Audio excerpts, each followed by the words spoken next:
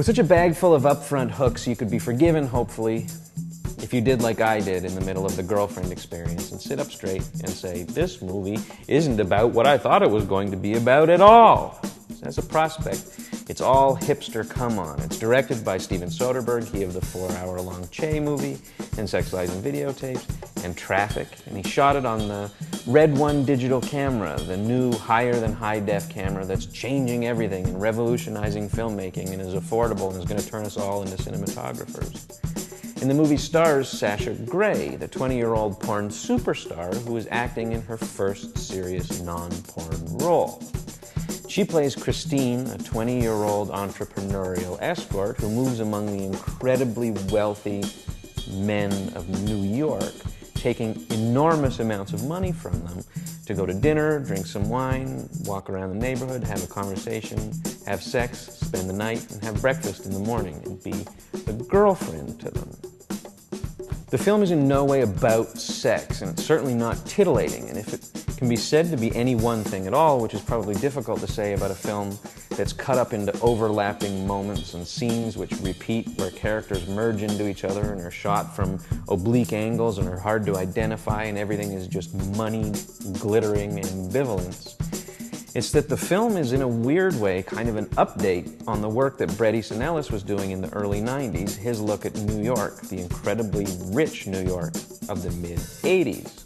Christine reads aloud the notes that she makes about all of her clients, and she notes the restaurants that they went to, and the wine that they drank, and the labels of the clothes that she wore. And Soderbergh's camera is always seeking out the signs outside the incredibly expensive restaurants that she eats in with clients or with the journalist that's interviewing her. And it also seeks out the names of the stores that she spends a good deal of time shopping in. And the whole thing is very reminiscent of the way that Ellis's characters were constantly sizing each other up in his novels based on the kind of clothes that they were wearing or the restaurants that they ate in. Except Soderbergh sets his film right at the cusp of the economic collapse, and everyone in it is filled with anxiety. The anxiety of the money Johns, that they're going to lose their enormous fortunes. The anxiety of Christine and her personal trainer boyfriend, that their bodies, the tools that they earn with, are inevitably going to become unreliable and obsolete, and that they need to earn more now and do more now and earn more so that they can spend more.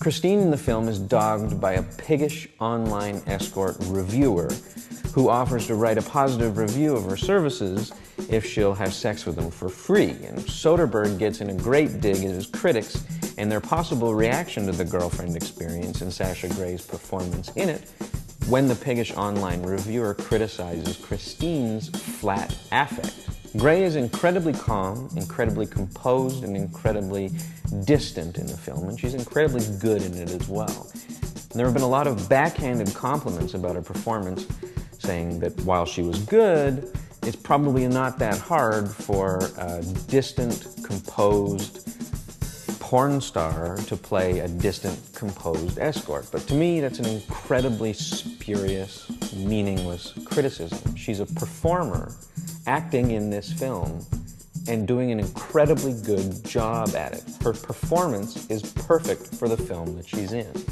And Soderbergh is a good enough director to legitimize that flat affect as choice and performance by including a small handful of incredibly short, incredibly moving scenes in which that flat affect and distance is discarded when Christine is on a date with a John that she has a particular thing for, and she's caught laughing wildly with her hair all messed up.